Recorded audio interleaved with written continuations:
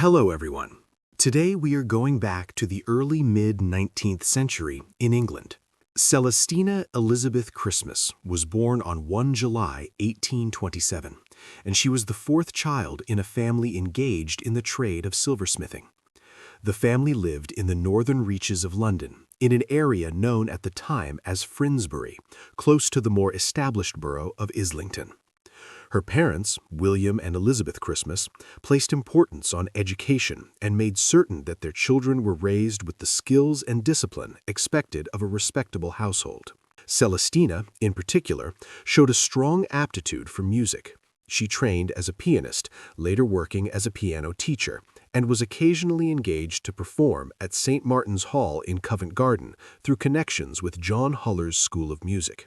These appearances brought her into polite artistic circles, where she was regarded as capable and composed. Those who met her often remarked that she carried herself with ease, drawing attention without any obvious effort. For a time, her life followed an expected and uninterrupted path. However, that changed in 1845.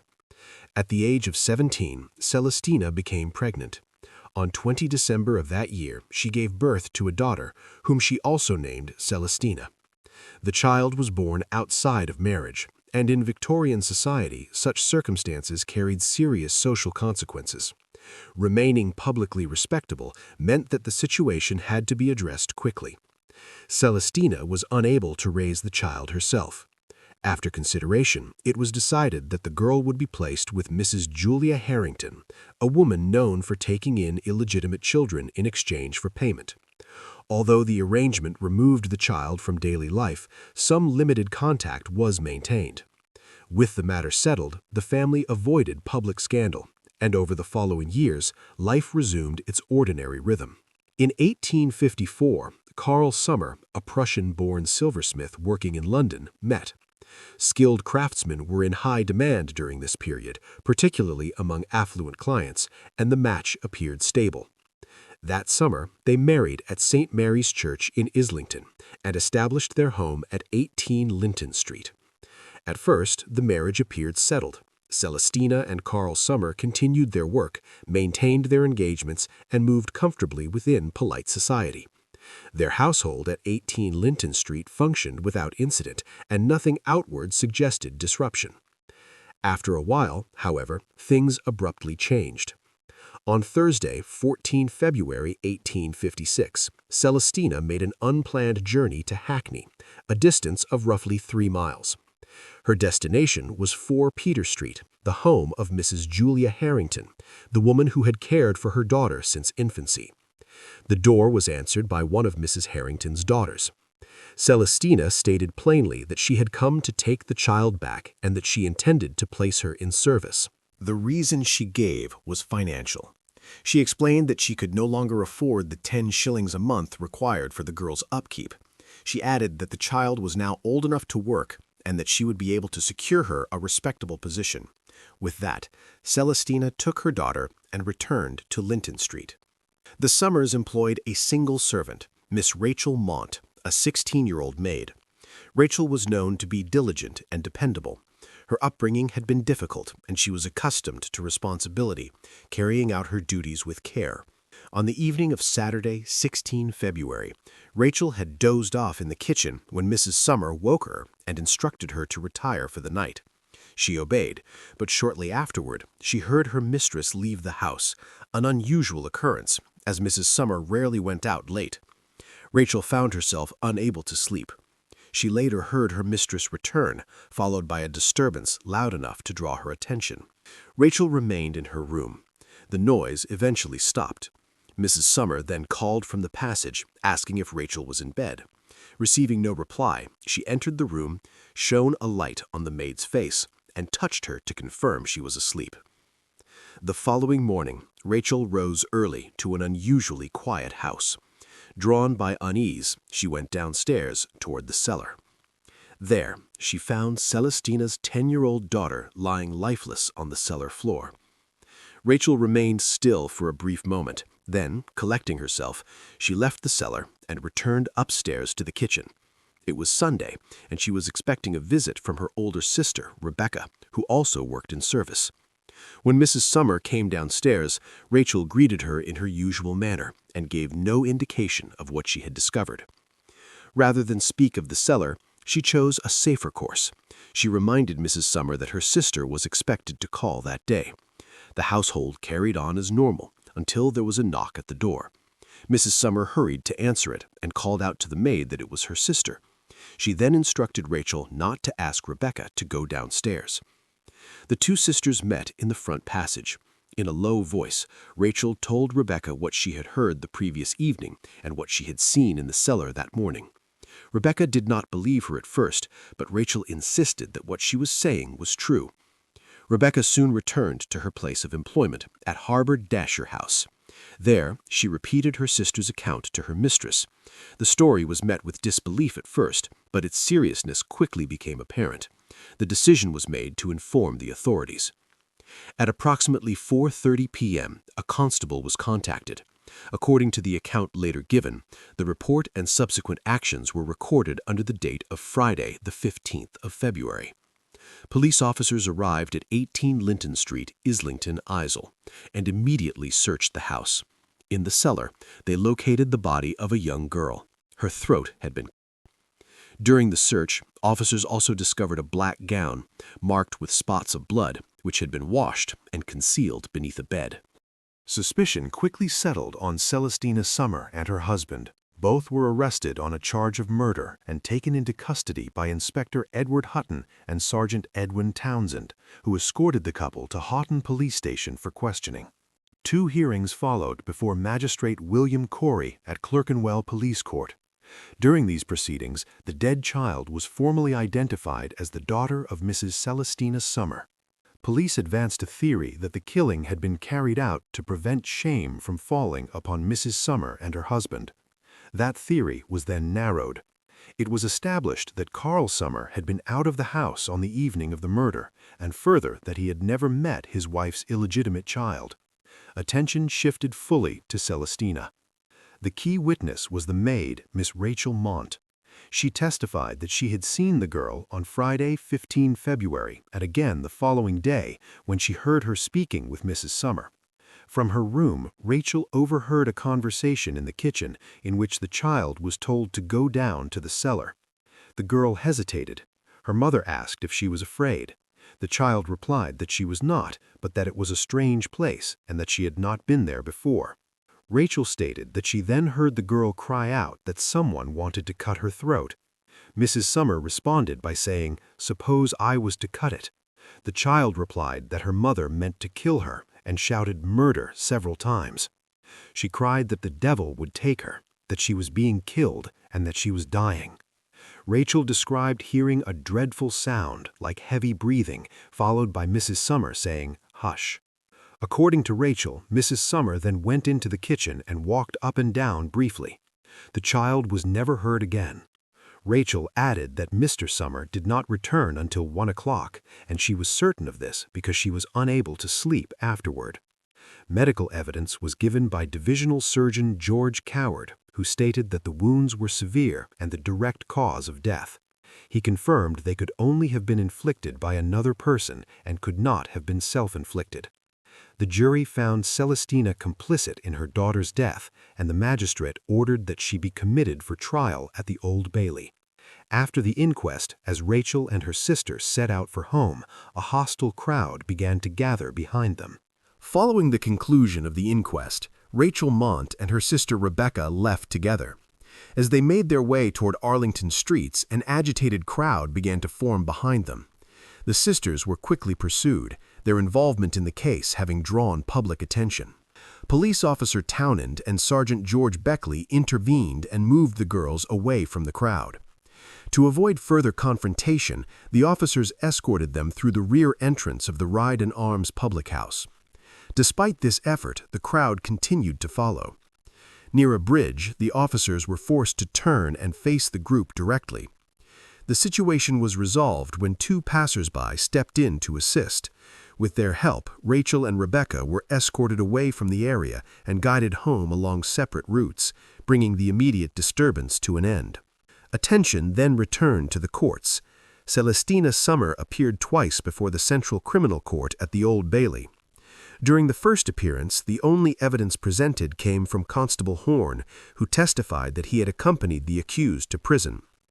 In his account, Constable Horne revealed a significant statement. He told the court that Mrs. Summer had said she killed the child because her husband no longer agreed to continue paying the weekly sum to Mrs. Julia Harrington, who had cared for the girl since her birth. Following this testimony, the hearing was adjourned to allow the defense counsel time to make further inquiries on behalf of the accused. The trial took place on Thursday, 10 April 1856, at the Central Criminal Court. Presiding over the case were Mr. Justice Cresswell and Mr. Justice Crompton. When Celestina Summer was brought into court, she appeared visibly distressed. Although she was 28 years old, observers noted that she looked almost like a child standing in the dock. She was pale and weak, and her nervous condition was apparent from the outset. Owing to her state, the judge permitted her to remain seated during the proceedings. At one point, a request was made that she be given smelling salts, described in court as being taken from the water. The structure of the trial closely followed that of the earlier inquest, with much of the same evidence presented again. The most significant testimony once more came from the maid, 16-year-old Rachel Mont, whose account of the events inside the house formed the backbone of the prosecution's case.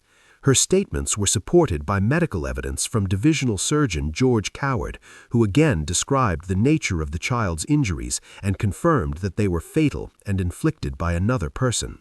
Police evidence was then heard from Inspector Hutton, Sergeant Townend, and Constable Horne, each detailing their involvement in the investigation and the handling of the accused. The foster mother, Mrs. Julia Harrington, also gave evidence. She described the child as bright and cheerful and said that she had lived happily with her family for the past 10 years. She stated that the girl had been born in her house and raised there, and that the prisoner was the child's mother. Mrs. Harrington confirmed that she had cared for the girl until February, when Celestina took her away, saying she would place her with her sister in Murray Street.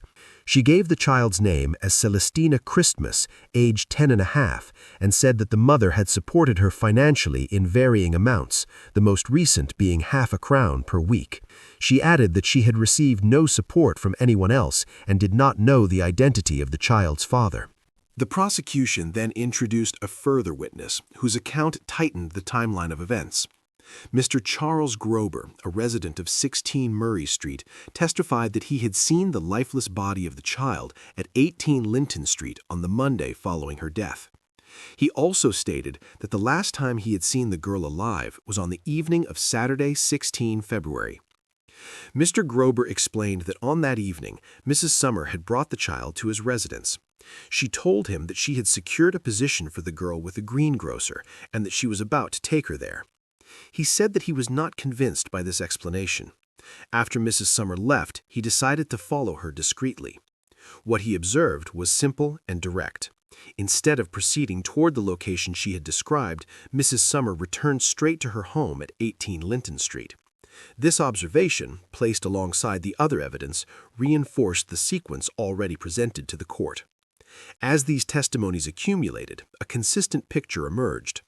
Newspaper reports later described Celestina Summer as being in visible mental distress throughout the proceedings, at times appearing overwhelmed by grief. When the case was handed to the jury, their deliberation was brief.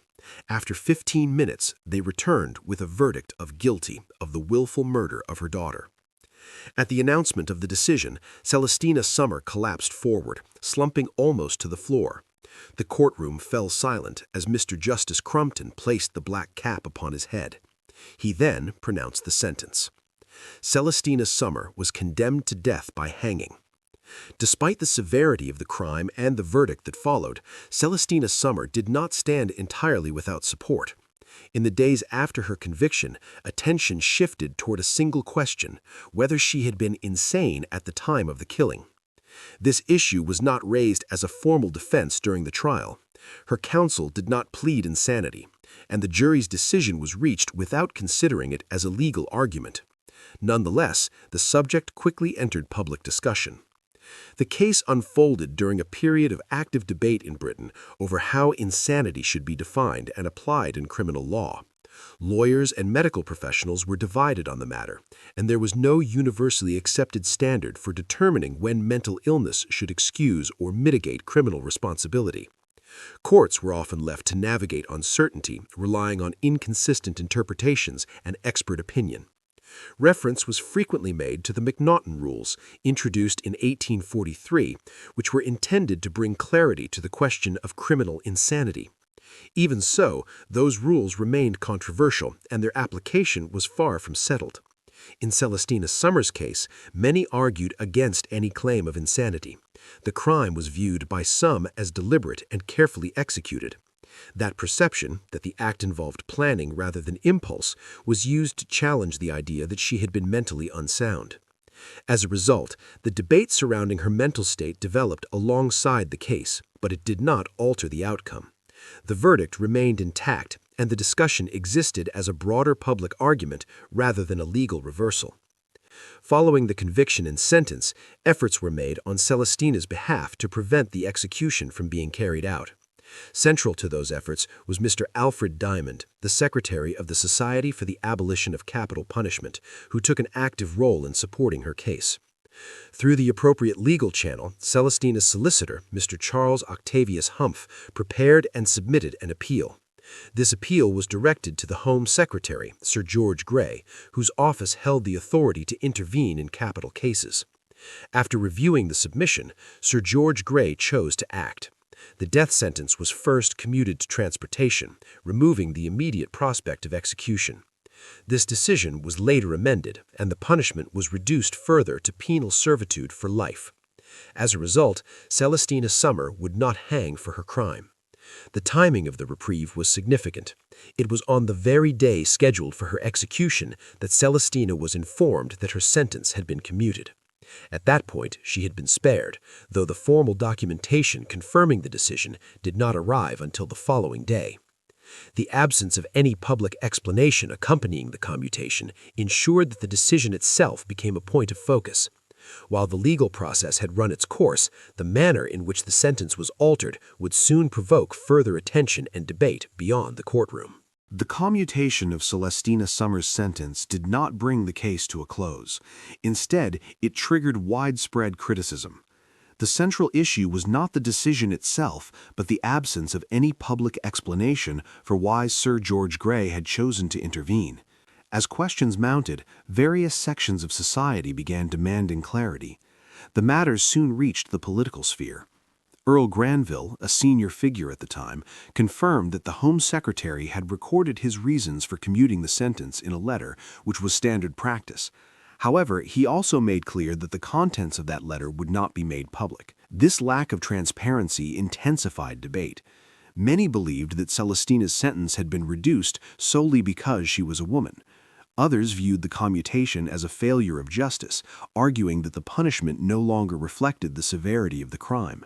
The perception that she had evaded the full consequences of her actions became a source of public anger.